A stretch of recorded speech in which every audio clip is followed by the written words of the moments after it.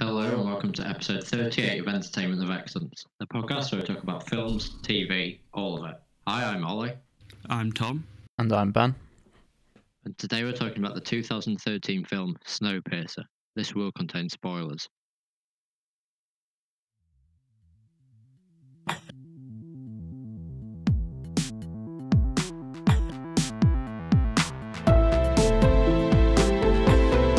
Yeah, that sounds good.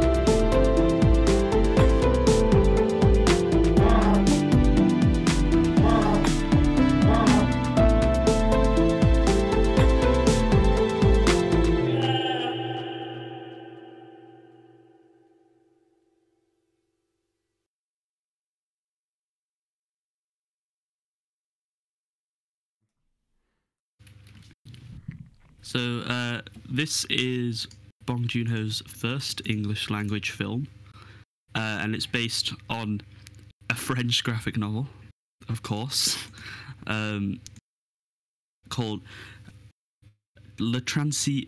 I'm not going to try and say the French. It's based on a French graphic novel. You're going to have to look it up. And the basic plot is that in a bid to stop climate change, humanity has released a chemical called CW7 into the atmosphere, but it kind of made everywhere freeze. So the only survivors are people that are on this train that loops around the world once every year. And the idea is that the further to the front of the train you are, the higher up in society you are. So it follows people from the back of the train doing a revolt, staging a revolt, I guess, and making their way to the engine at the front of the train so that they can, not be living terrible, awful lives. There's a few mishaps on the way there. Quite a few people die. Then when he gets to the front, he finds out that Wilford, who made the train, has been using children to operate parts of the engine that have faltered. But they end up blowing off the door of the train and getting outside because one of the characters has noticed that the Earth seems to be getting slowly warmer and it might be habitable. And then the last thing you see is two of the characters walking out in the snow and then seeing a polar bear. Yeah. That's it. Yeah. Yeah. What do you think of the premise? Because at first, I did actually have a chance to watch this film a while ago, and I didn't because I was like, it was one of those I checked the IMDb rating before I watched it, but I'd never heard of Bong Joon Ho or anything, and I was like, whatever, I can't be bothered to watch it. And also the premise kind of sounded a bit cheesy to me, but after watching it, I do quite like the atmosphere and the idea of the train. It's definitely it's grown on me because there's a lot of other things that are kind of similar. That film Platform came out recently, and I thought it'd be a kind of similar idea to that of where the food gets passed down, but it is a bit more different because they get completely different stuff for food. They get the protein blocks. Yeah, I think I recommended on the podcast before the TV show, which I watched before this, and I think this probably did a better job at establishing the world and a lot of the backstory of the train. You see, I think it was called the Revolt of the Seven or something. So there's clearly been resistance against this class-based hierarchy before. And then I think when I reviewed the TV show, I said that when it focused on the actual train itself, it was a bit cheesy, and it was more interesting when it was looking at the internal tensions. Because I remember in that there was a whole episode almost dedicated to, oh no, there's some sort of avalanche outside, and but I think this did a better job at dealing with the train itself, but then also the struggles within the train. That's interesting because when I was watching it, I was like, I really do like the idea and all these little snippets of of its history. Even though it's only 17 years old, it seems to have quite a lot of history. And I was kind of Yeah. thinking, I wonder if it would work better in an extended form. So I find it weird that maybe the TV show doesn't do as good of a job as that. Yeah. But I was actually thinking I'd want to read this as a book. Yeah, because I know with the TV show, I think at the first episode, it's sort of got like this backstory that it explains with sort of pictures and a storytelling, if I remember correctly. Whereas this does it a little bit more nuanced way, and it sort of develops the story as it goes on with different people having different accounts of like the past of the train. Yeah. I mean, to be honest, I thought the pacing and everything of the film was like just about right, and I can't really imagine it working like a lot better as a TV series, purely because like I guess really not much happens apart from the revolt, which would like become boring if you were doing that over several episodes. But like I guess for the TV show, I'd have to watch it separately and compare the two. Like, I mean, if I had to say something about the plot, obviously this focused just on this revolt, whereas the TV show I thought did better was sort of offer different perspectives on life in the train, because with this, the character of Curtis, played by Chris Evans, it's largely his perspective and the people around him. You do get a bit of a confrontation with Wilfred, and then also Song Han Ho's character when they're sort of discussing the different motives of those two. But in the TV show, it starts off almost like a murder mystery sort of thing, where someone from the lower ends of the train is employed to try and solve this murder. But then as it develops, you also get a lot of the perspective of the people up the train and even in the cockpit itself, because there's a bit of a twist involving Wilford, which is quite interesting in the show. And then, like in the final episodes, it almost sets something up for future seasons. So I think they definitely had their own strengths, but I probably preferred the film. But the show was obviously, as you say, it's difficult just to have this one premise, so it tried to expand on that by offering different perspectives of different characters. Yeah, because apparently the graphic novel is actually quite a long story, although it says that Bong Joon Ho read the whole thing in front of the bookshelf he picked it up from in a bookshop. But they were saying, basically he was like, oh yeah, the graphic novel had like too long of a story, so we just decided to rewrite a whole new one. So he took the premise, and I think the train is called the Snowpiercer and stuff, but they just made new characters to fit the time frame. But I agree with Ben as well on the pacing. Like, I didn't actually think of it while going through, but this is one of the films where like I was never actually bored. I don't think I do it a lot where I check the like how long's left if it drags a bit, but I didn't do that. The only time I did check a time was because I was like, this feels like it's going to the third act and I want to see if I can get used to telling where the acts are. So I checked the time then and I was like, oh, okay, it seems kind of right.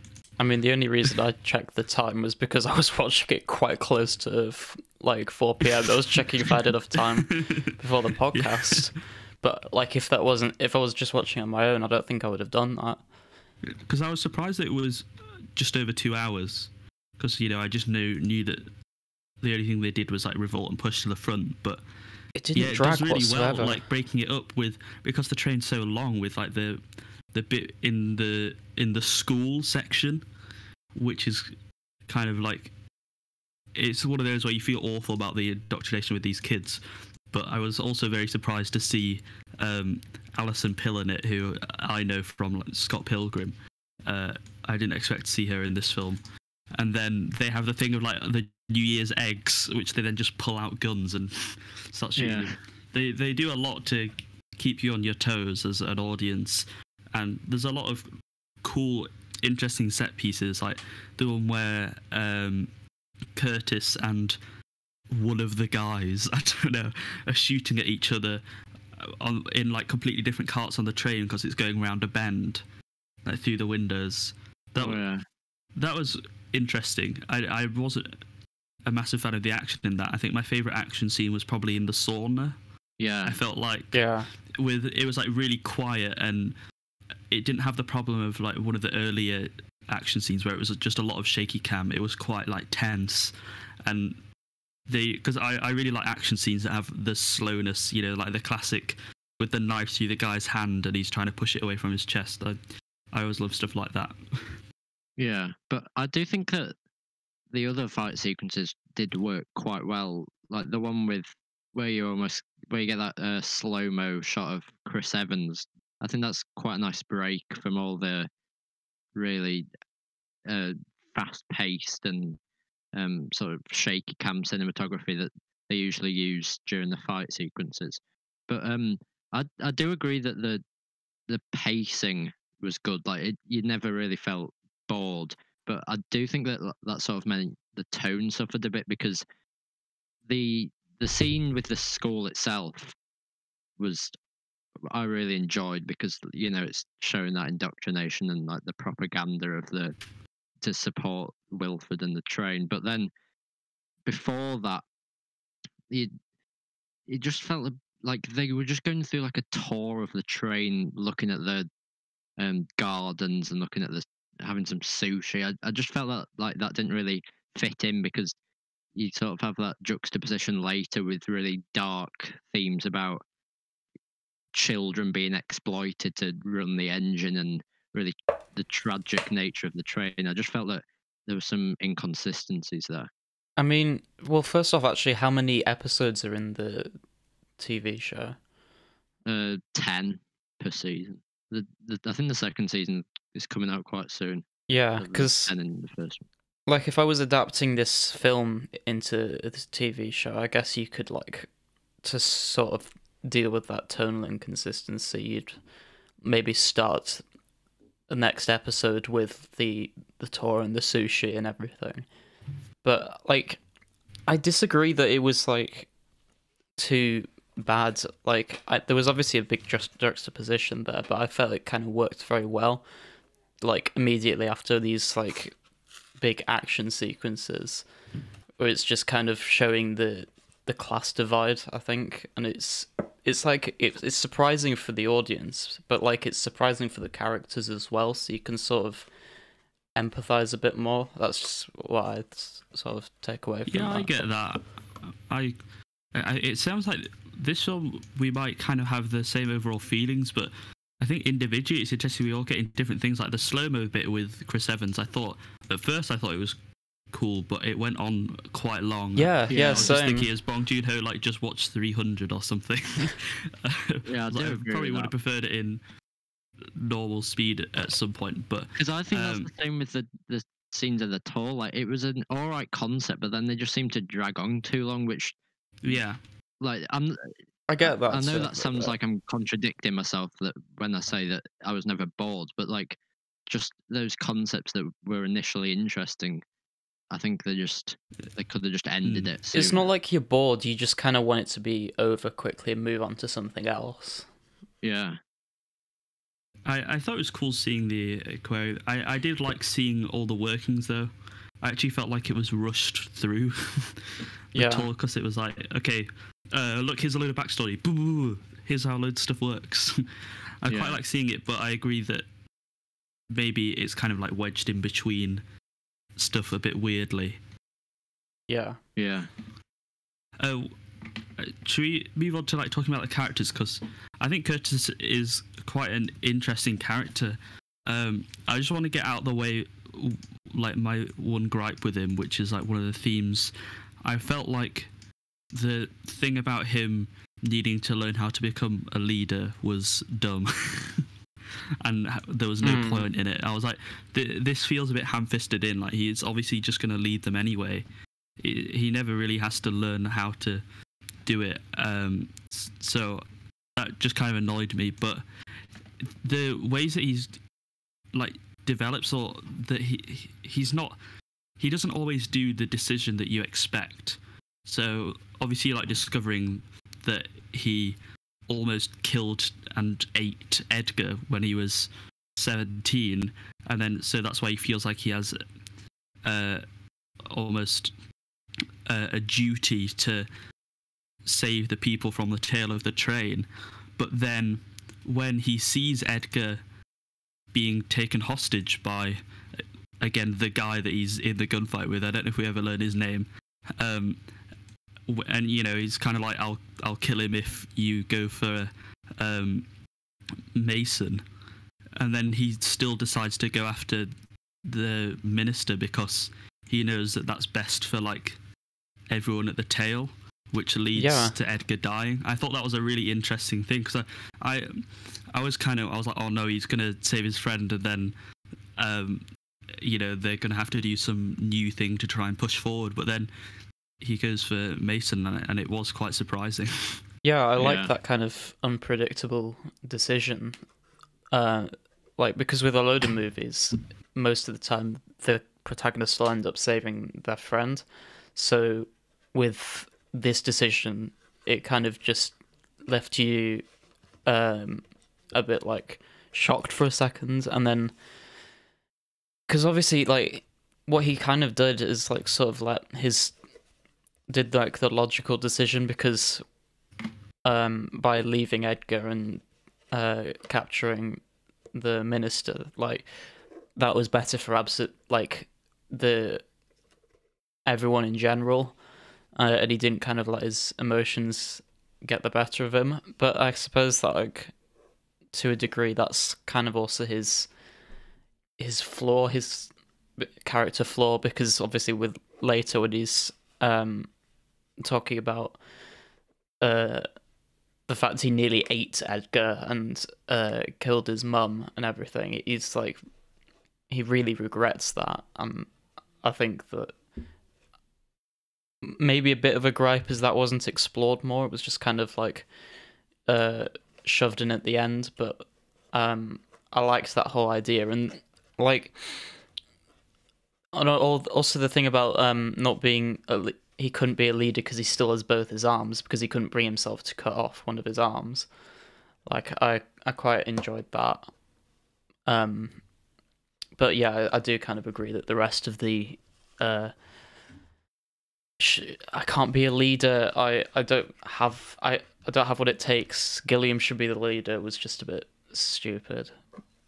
Yeah, but I did like that. Then his arm gets cut off. Yeah, that was quite cathartic at the end.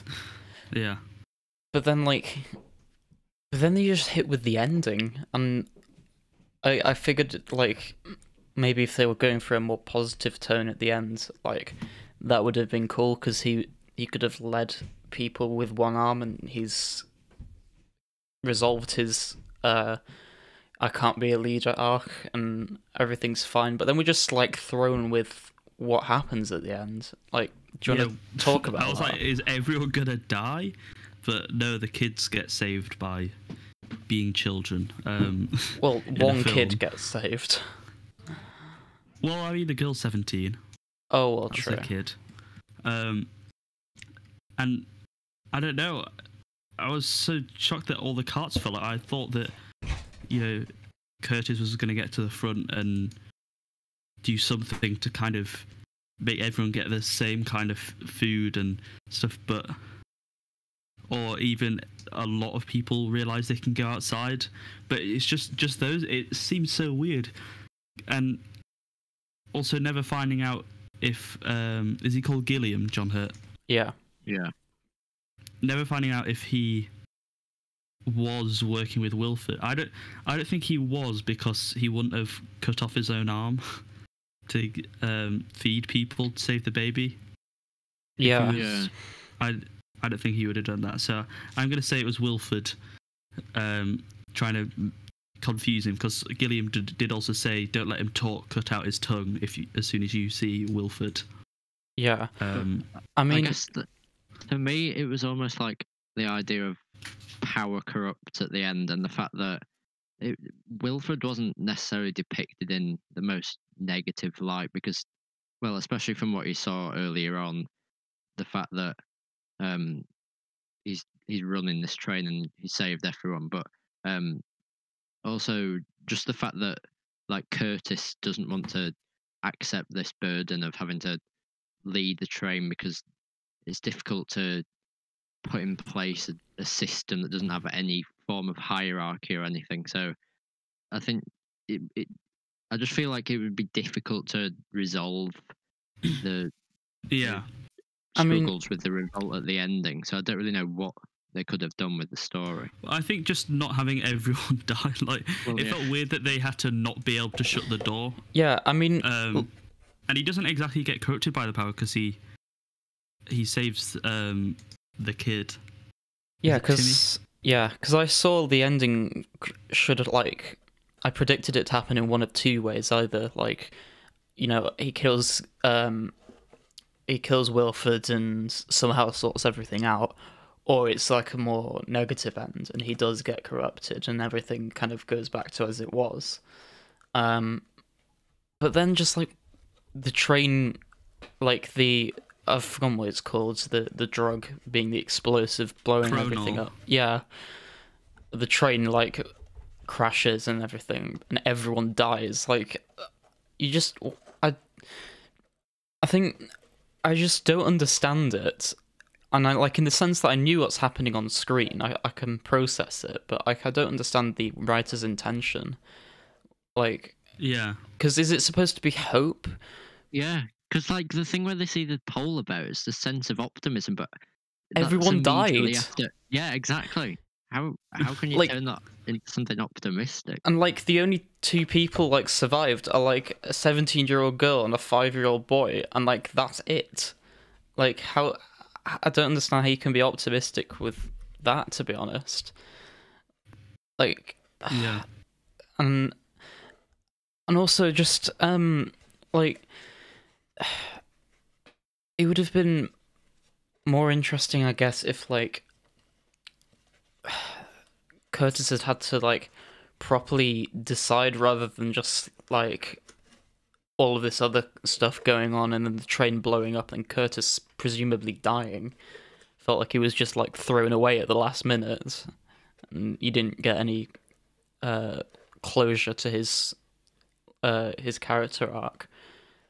Like, I could probably talk like for ages about this because this is like the main gripe I actually have with the film, because the rest of it I predominantly enjoyed, and I was like, we'll talk more about this when we get to ratings and stuff, but I thought it would have been like a contender for like one of the top 5 films we've watched on the podcast so far. And then just the ending hit and it kind of sours the rest of the film because I don't understand why it happened. Yeah. It is quite annoying. I don't know. I don't know if I've got any other issues with the writing other than that ending, and it just being a bit inconsistent as well, because it's saying that the world's warming up again, which is fine. You see that with the plane, but then why does the guy's arm freeze off at the start so quickly if it's getting fairly warm? Was it the special balm thing they put on it? And how did the polar bear survive? I thought it was supposed to be so cold that everything died. Did they just like appear into existence after it started getting a bit warmer? Yeah, when you think about that, like it must have had like a parent. Yeah. So did the parents just not die? It's not as if even it's like the elite have sort of had this false reality that it's not actually true, that it's not possible to survive out there because they free someone's arm off. So it just doesn't make any sense with what they've set up earlier in the film. Yeah, and like even Wilford, like himself, like I don't think he has any motivation for like hiding the facts. I think he also just didn't know that. Yeah. Oh, that's a kind of another gripe actually. Now I think about it, like you don't really understand what Wilfred's motivation was apart from just keeping things in order. And like, okay, I kind of guess to a degree that if you're sort of in charge of a train, uh, with the last survivors of humanity on it, then you kind of want to keep control. But I just felt he wasn't like explored enough. I don't know. I think it's just like wanting to keep power. Yeah, But he I didn't mean, want to he's- keep power though, he's- because he was saying, "I'm old, I'm going to die." So Curtis, you need to take control.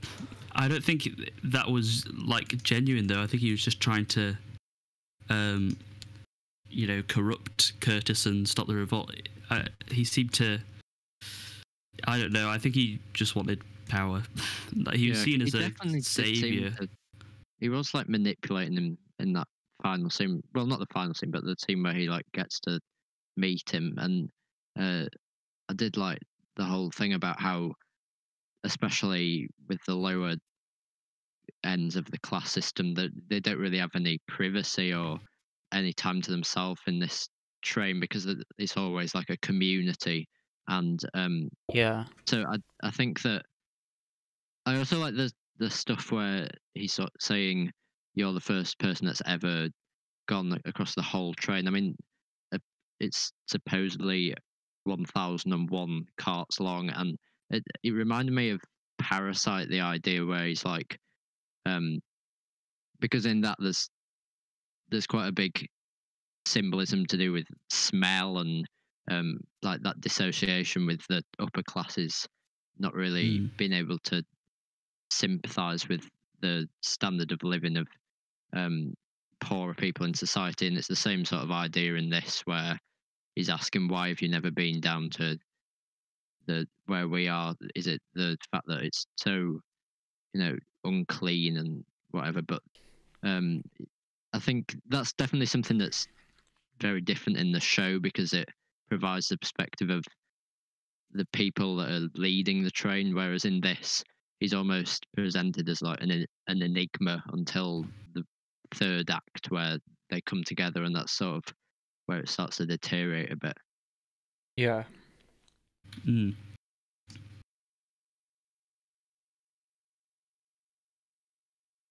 There's a lot of interesting things. So, one of the things we all noticed at the start was like Weinstein Company.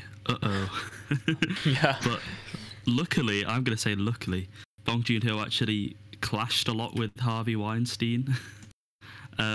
Because Weinstein kept wanting to create his version of the film, which obviously Bong Joon Ho doesn't like. And it's stuff like he wanted to cut out the fish scene.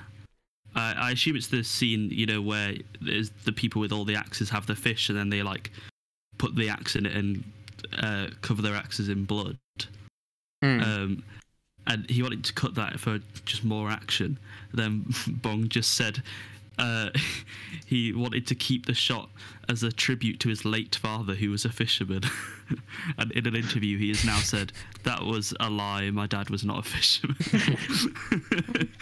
So that's pretty cool. Mad lad. Yeah. Yeah. What's really sad is that Jamie Bell didn't like the protein blocks, but Tilda Swinton liked it. There's loads of interesting stuff that, like, a cool piece of trivia that make me really like Bong Joon Ho. Like, I was thinking Gilliam, was that his name again? 'Cause that's like Terry Gilliam, and it is supposed to be an homage to Terry Gilliam. Yeah. And also Edgar is an homage to Edgar Wright. Ooh. Another interesting thing is that Mason was written with John C. Reilly in mind, but then was adapted for Tilda Swinton. So it's just quite cool that, because I really liked Tilda Swinton in this, and she's great in Okja as well. In both of them, she plays like a kind of crazy power figure, and this, like, she just decided to have a Yorkshire accent and stuff. Because I think what she said when she did it was that she'd only do the film if she was allowed to have fun, so they just like messed around and tried to figure out mannerisms and stuff for her. Yeah. But it is cool that Bong Joon Ho obviously had a vision. Like, you can see, although part of like the action scenes it feels a bit more amateur, there's a lot of good cinematography, like with the fish gutting scene, and I remember it always zooms in whenever they say about like everything in its particular place, and they do like the hand moves out, twists, pulls back in. Oh yeah, That shot is cool. The thing with the speech with about the shoe at the start was really cool, about like everyone having to fit in and having an ordained position, which they kept on reiterating. Yeah, and that's a way to stop people from feeling bad about where they are, or feeling like they don't have it very fair. And there's just a lot of cool shots and symbolism. Like he obviously knew what he was doing, and it's still got like a style, because I know a lot of people were worried transitioning to an English language film that he'd kind of lose that charm, but it is still got a lot of cool stuff in it. Yeah. And I remember the shot from like the engine kind of looking down towards the tail of the train, and there's just lots of cool stuff. Indeed. Oh, just something quickly. I'm gonna feel really stupid asking this, and asking this on air as well. What was the protein blocks made of? I couldn't quite see. It was like cockroaches and loads of bugs. Yeah, because I was watching it on American Netflix with a VPN, and it was quite pixelated quality. Yeah. Because they all looked really shocked, and I was like, "What are you shocked at? What actually is it?" Because I guessed it was like insects, but like then it also was like they were reacting like it was human bones or something. Yeah. Like, I don't know. Yeah. There's, I was always waiting for like the third act thing. I couldn't tell what it was, because at first I thought it would be that like Wilford was some kind of paedophile just because of Tilda Swinton saying that he likes kids, and I was like, Maybe Bong Joon Ho was trying to. Because I'm used to Bong Joon Ho, like the final acts being like really dark. Because at the start of this, it's even a bit whimsical. Like obviously the shoe being on the head is a kind of a bit silly, and I can't remember the line. There's one thing they say as they're running like through the beds where they all sleep that I thought was quite funny, but I can't remember what it is. But he's known for like, I've only seen Okja and Parasite as of his other two, but they both have like really dark final acts that you like, that kind of came out of nowhere. So I was interested to see what he'd do with this, because it was kind of had a darker tone anyway. And I wasn't sure where it could go, but I think it did services. It's probably the least shocking one, but I still think it's pretty good. That's what I mean about the tone. I just felt like both of those, well, especially Parasite is like a dark comedy because they're more satirical, because obviously they're easier to imagine in a real world context. But just the fact that this is so, I mean, I definitely think there is an appeal, the fact that it's this unimaginable world where everyone lives on a train, but just because of that, I think a lot of the themes and stuff that were in those other two films that I've seen of his not able to be dealt as effectively. Yeah, but it did allow for like a more unique interpretation, I guess. Yeah. And one thing, did you think the shots like outside the train looked a bit? That was CGI, right? Because I was thinking that it didn't look great, but then I've worried that it was practical and I'm just being stupid. I mean, I don't think it Did was it look like dodgy to you? It didn't look too dodgy, but like it was obviously CGI. Yeah. Okay, maybe it's just me then. I mean, to be fair, I wasn't paying like too close attention to it. And I remember some of the lines that extras say was a bit like dodgy.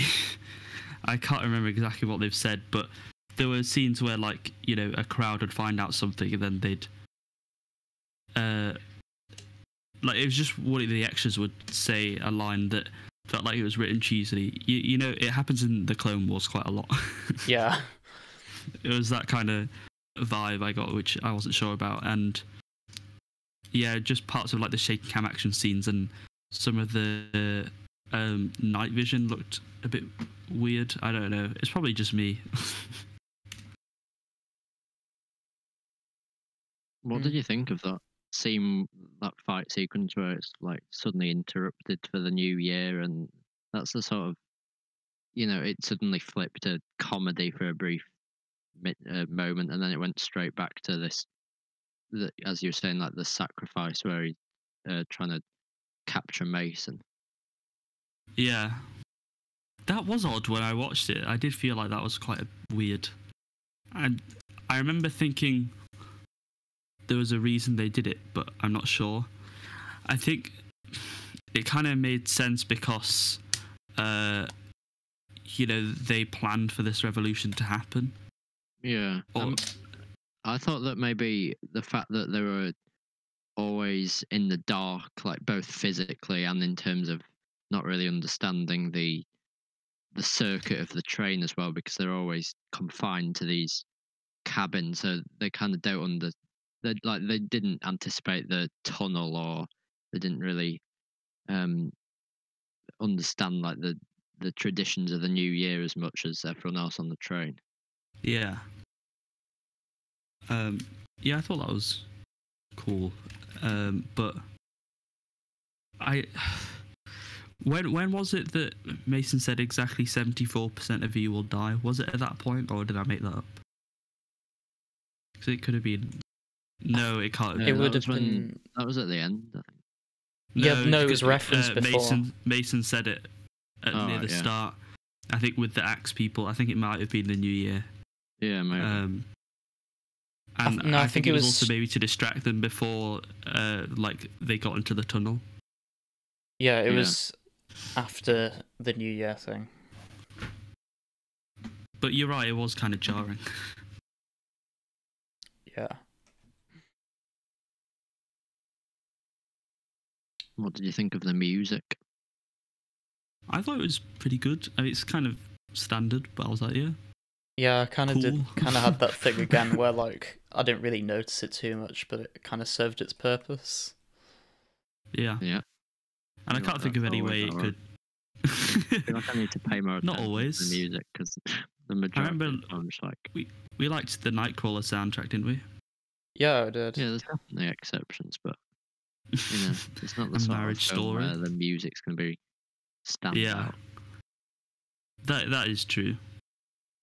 It didn't like work against it or anything like that, and it never felt manipulative.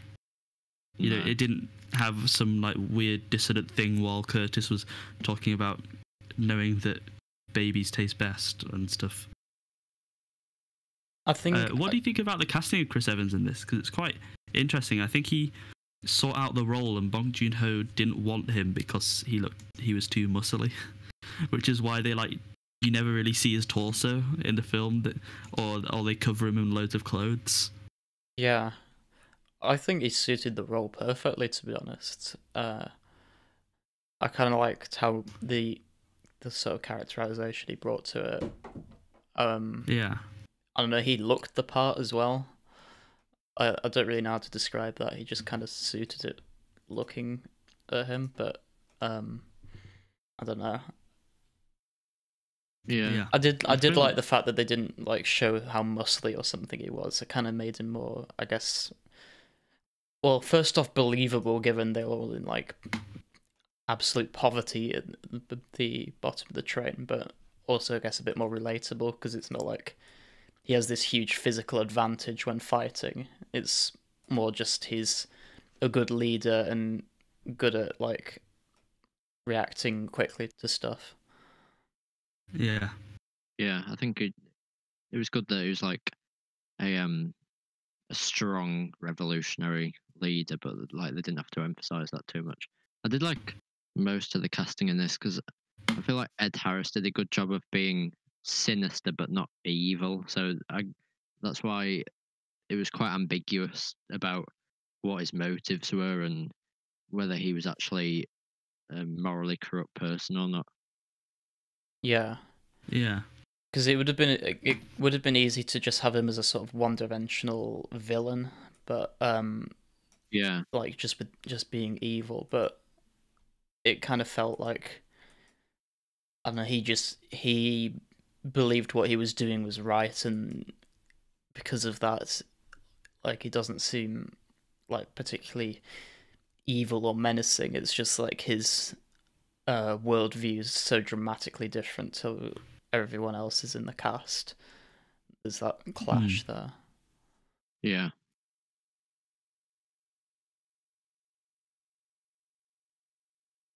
Oh, okay. Appear to be having some connection issues, and it says the stream is finished. I'm recording it though, so we can just upload it afterwards. Yeah. That's a rip. We did have one live viewer, as long as that isn't like you, Tom. No. Oh well, we'll upload it afterwards. Sorry for the inconvenience if you were watching us. Alright, well, I mean, at least we'd pretty much finished anyway. I was about to say if we should go on to the ratings, which, to be fair, are kind of the highlight of the show, but, you know. Yeah. I mean, it's interesting what you were saying about it would have been top 5 or sort of that area for you because, like, I agree that the ending was a bit of a letdown, but I was probably the most critical of like the inconsistencies in it. So I don't know, that might knock it down a little bit for me. I wasn't thinking that. I think there's a lot of interesting stuff about like social mobility in it, and kind of Wilford being a CEO in the fact that, you know, he has the most power and the most luxuries, but what does he really do except sit in the engine room forcing children to work all day? There's that kind of aspect about it, but I don't know. It's just bits of the parts of the other film. Like, I feel like this is a film which I might end up watching quite a lot, but I can't say it's better than some of the other stuff we've seen. I don't know if that makes sense. Like, I'd probably show it to friends and I'd be fine, because I think it's got a kind of cult following, and I'd be fine getting into that, but I wouldn't say it's better than some other stuff that we've watched. Well, I guess I don't know. part of the appeal is that it obviously deals with a lot of the themes that are in Bong Joon Ho's other films, but it also it's managed to do it in like a really entertaining way, because I don't know, I just feel like post-apocalyptic stuff is just inherently entertaining and interesting, so it sort of combines those two things. And I definitely feel like watching this after watching those other Bong Joon Ho films and after watching the TV show of this, you know, it definitely like changes your perception slightly. I kind of feel like I'd watched this before the TV show, but they both have different strengths. Yeah. Weirdly, I feel like I would have enjoyed this if I hadn't seen Parasite, or I would have enjoyed it more. Sorry. Maybe that's why I enjoyed most of it so much, because I haven't seen any of his other work. Parasite is also quite a lot about social mobility, and you know, has a cool tone, and I don't know, I'm probably going to go on a Bong Joon Ho marathon, given there's not much else to do at this point. I'm just having a look at ratings, and I'm surprised I gave Stalker 7.25. Like, you're crazy. Like, Ollie gave it an 8.2, you gave it an 8, and I gave it 7.25, but like, I enjoyed it a lot more than some of the other stuff on here. So I might have to... You just had if I remember right, you just had a big problem with like the fact that nothing would happen for like 10 minutes straight, and it was really slow pacing. I guess it's when you got to be like into just like really long shots of waterfalls, and so you got to be into cinematography, and we watched it on fairly low quality as well. Yeah. So it's quite difficult to enjoy that.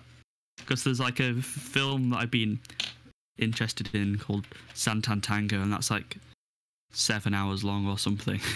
Bloody hell. And I've not seen like any of it, but I think it sounds cool. Yeah, I mean, But that has a lot of long shots and stuff. yeah, I guess that kind of makes sense. Given if I didn't like that, then I didn't like the majority of the film. Yeah. Well, I'd rate it higher than Stalker then. Yeah, it's probably not top 5. I guess give The Interview 7.8. Oh no, it's gonna be around the 7.5 mark again. The default. That's what I was just thinking. Like the default rating for all of us. Okay, well, to be rebellious, I'm gonna go 7.76. What does Say one. You gave upgrade 7.7. 6. Okay. 7.6. I'm going with that. I think this is kind of on a par with Upgrade for me, which I felt like, but in different ways. Like Upgrade had a lot of stuff. Well, I don't know. Actually, it's kind of similar. I'm going for like. Oh, you gave 7.3. Yeah, I'm going for 7.3. I just can't overlook some of the flaws there, and maybe it's because I've seen other Bong Joon Ho stuff that I'm like, it's not as good as them. So yeah 7.3. Yeah. I am gonna give it. I'll go with a 7.4.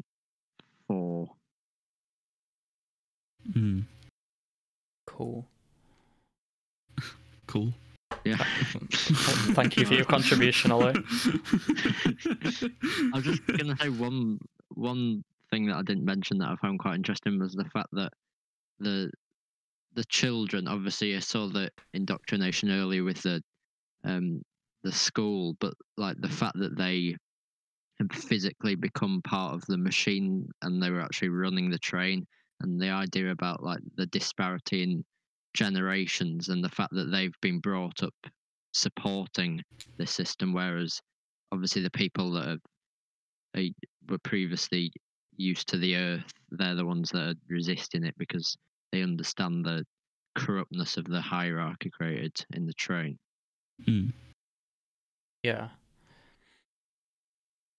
Physically becoming part of the machine. The propaganda machine. Yeah. Damn. That's deep. That is deep, especially for something that's based off French material originally. Why do you hate the French so much, Ben? They're French. It's a joke. It's a joke. Our 3% of listeners from France. It's a joke. I love you guys. I'd say like 30 to 40% of my music taste is French people. Cool. Desperately trying to keep those 3% of listeners. The graphic novel or comic or whatever it is. Maybe. I don't know. I don't think I would. I don't know if the art looked. Sorry, but the art looked a bit dodgy to me. Maybe I'm just. I think I'd have checked it out if it was a book. But yeah. Yeah, From what same. it sounds like it's more similar to the TV show because he was saying it's got like I felt this dealt with one very specific part of the train, whereas those two are like more general idea of it. Yeah. And also it took, what did I say, about 30 years to translate, so maybe it's not that great if no one was too desperate to do that. yeah. Like, as silly as that sounds, that is kind of a valid point. Yeah. Yeah. Groovy. Do we have a submission spotlight, Ben? We do not. Oh. So therefore, I knew he didn't, but I still had to say it. so therefore, if you're listening, which you're not listening live because the stream like died, but if you're listening, then and please like send us in something if you'd like it to be reviewed. So something like a short film, some music, I don't know, some writing. If you've written a short story, if you've written a graphic novel, that would be cool. Just, you know, something that we could talk about, and we'd love to have you on to talk about it quickly with you. That doesn't have to be live. We could do that pre-recorded whenever's more convenient. Yeah, we'd just like to hear from listeners and review some more stuff. If you want an example of what we'd sort of do, the last thing we did was Chrome, the web series.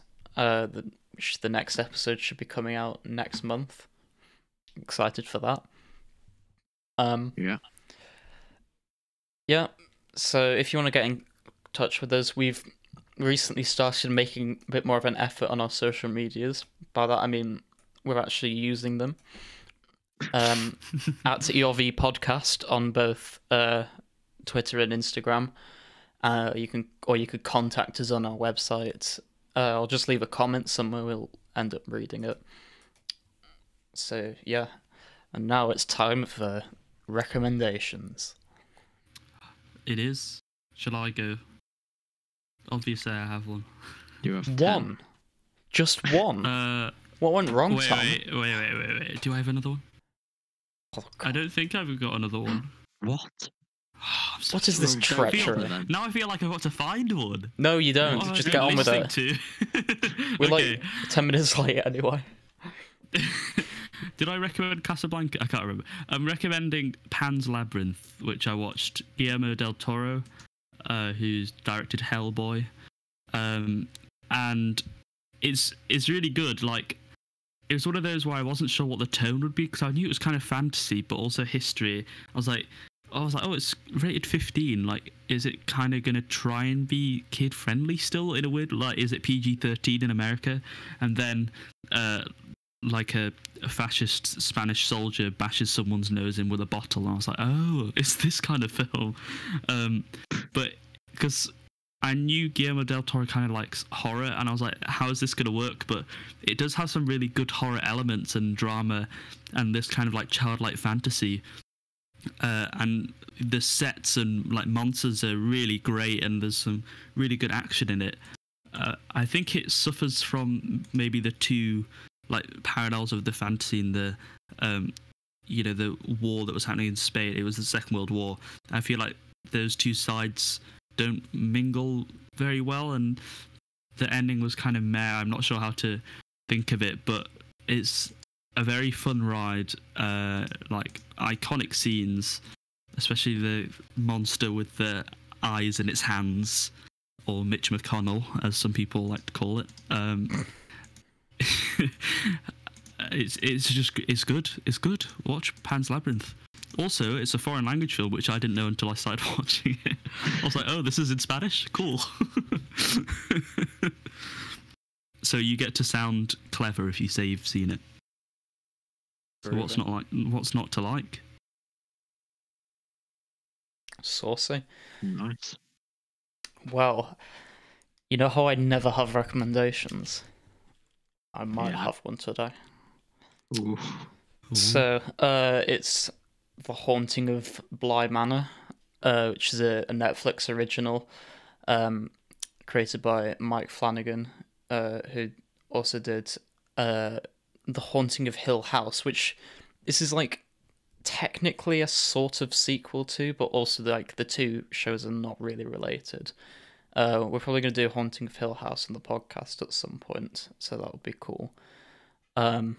Basically, it's just like it's a horror, but it's like atmospheric horror, as opposed to like a lot of action and a lot of jump cuts. It starts off quite slow, but then it sort of builds up, and each episode kind of looks more into an individual character's history and their motivations, and you sort of slowly start to build up the picture of what's actually happening, and then by the time it's you've got to the finale, it's sort of nice and cathartic, and it sort of has like it has like a narration in it, but like the narration doesn't take up too much of the story. It's like maybe once an episode you're kind of reminded there's a narration. Like I have a couple of issues with it, but it's like still a really good solid horror TV show. It's also, I guess it's not too much of a spoiler to like say that there's like an LGBT plot in it, which is kind of weird given like Netflix doesn't class it under that. You'd have thought you'd have got a lot more viewers if you class it as that, but it's cool. Go and watch it. It's only like 9 episodes long. Each of them's like about 40 minutes. So yeah, go and watch it now, or else bad things will happen now? to you. Yeah, go now. Just quickly open Netflix right now.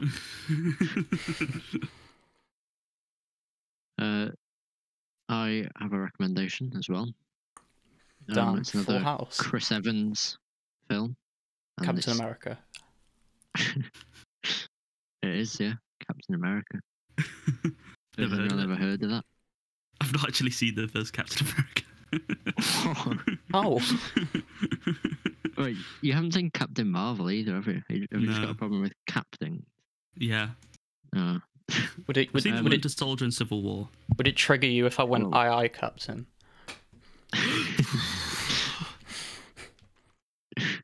No, it's Knives Out. Oh yeah. Oh yeah. I forgot you watched that.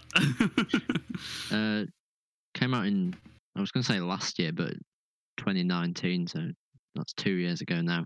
And it's directed by Rian Johnson. Oh no. And it's basically just like a murder mystery, but with a bit of a twist, because it's difficult to give you a plot summary without giving too much away, because it's this wealthy author who is found dead, and this detective, who's played by Daniel Craig, is questioning the family, and then also some other people that work in the house. So a lot of it centers around it's basically like the nurse who becomes a bit more than a nurse to the author that's found dead, and it's got loads of twists and turns, and it does quite a lot of unique things that sort of subvert your typical murder mystery story, and I just think it's stories told in a really cool way, and it's really entertaining watch. But it's also like relatively easy to follow as well. It doesn't necessarily become too complex despite all the different culprits and the different twists. So yeah, watch Knives Out. What do you think about them making a sequel? Well, it depends. Like, are they gonna do it with the same plot, or like the same people, or is it? Yeah, I've no idea how they do a sequel. I've just seen now that they're doing one. I'm like, why? Yeah, I had heard about that, but just because it was popular. Yeah, it's dumb. I mean, I guess he could do something with Daniel Craig's character, like with another history, but I don't know.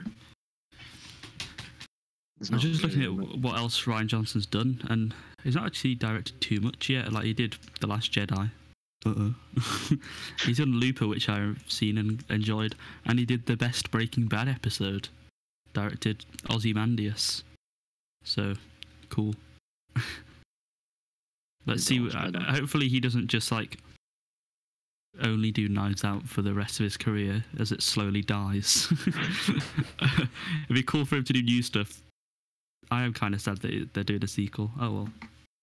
Knives Out doppelgangers. Knives Out, Good 2, Good Day USA. Yeah.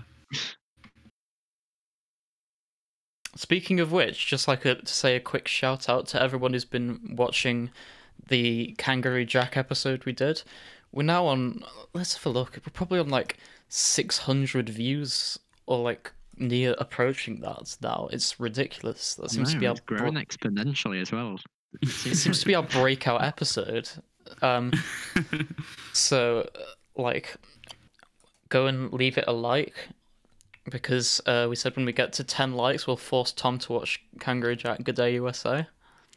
Ooh, it's on 599 views. Ooh. Yeah, we have like most of our episodes do kind of badly, let's be honest. But then there's like then there's like the Pet Shop Boys one in It Couldn't Happen Here that's on like 108 views. And like Heavy Metal's on like 88, and same with Birdemic, but like they've been out for ages. It's like and also I like the disparity between. There's obviously like a huge difference between the stuff that's on YouTube and the stuff on podcast platforms, because Kangaroo Jack on the podcast platforms is still like one of our most popular, but it's only like 19 or 20 listens when like our top listened ones are like Upgrade with 25 listens. It's like it's weird, and none of our episodes seem to have broken out on podcast platforms, so maybe just we have the YouTube algorithm to thank. Because Kangaroo Jack finally came to Netflix, so you should go and watch it. No way. Did it actually? Klaus is doing all right at the moment. I mean, maybe it's because it's got Thoughts on the Clone Wars in the title. Maybe. Yeah. I think what if the Kangaroo Jack episode's broken out because everyone just comes back to listen to my rap in it? Because at the end, you'll have missed this if you're on podcast platforms. So go subscribe to us on YouTube. Did a parody of the next episode with lyrics criticizing Kangaroo Jack, because that's they use like a cheap like stock music knockoff of the next episode consistently throughout the film. Yeah. So go watch it now. It'll be our 600th view. Do it. You quickly. Can do it right now, this second. Maybe we should try and review some new releases. But having said that, first of all, there aren't any, and second of all, when we did, I'm thinking of ending things that didn't do particularly well. Yeah, I think what we need to do is like find films that are like in that perfect balance between niche and kind of popular. Because with niche, you'll get like higher up on search results because there won't be as many videos about it. But then with like popular stuff, you'll obviously have the fact that everyone's searching for it. But again, you won't be as popular because everyone's doing it. And it's stuff like Kangaroo Jack, where I don't think a ton of people have done it. There just seem to be the same few videos that are just really popular. And then the same with It Couldn't Happen Here. There's hardly any videos. But I think like there'll just be a load of Pet Shop Boys fans who've found our video. So yeah. Groovy. If anyone has any recommendations that they'd like us to do, then you can reach out to us. Yeah, I would love to hear. I mean, the last time that happened was episode 14 with Stalker. I'd love to hear from you guys. Come talk to us. Whoa! How about Robot Monster episode 16? Oh no! How could I forget that? Sorry, Custard Kong. And Lewis G, if you're still out there, then it would mean the world to us if you could just send us an email. And with that, alright, see ya. Whoa! Oh. See what we're doing next week. Oh, I'm not as bad as Tom with skipping the submissions section. Can't believe you. Oh. So we're carrying on our link between, well, it seems just to be actors at the moment. So Ed Harris was in this, and he's also in what we're doing next week, which is The Truman Show. Damn. Yeah. That's cool. So watch that. Yeah. Oh, I also need to plug the mailing list, so go and subscribe to that, and you'll get access to the schedule, which has the next few films we'll be doing. Maybe you can email us some links so we're not just doing actors, or we might be getting a bit ahead of ourselves there. Anyway, thanks for listening. Thanks for listening live, that one person, before the stream died. Yeah. Alright, see you. All right. See ya.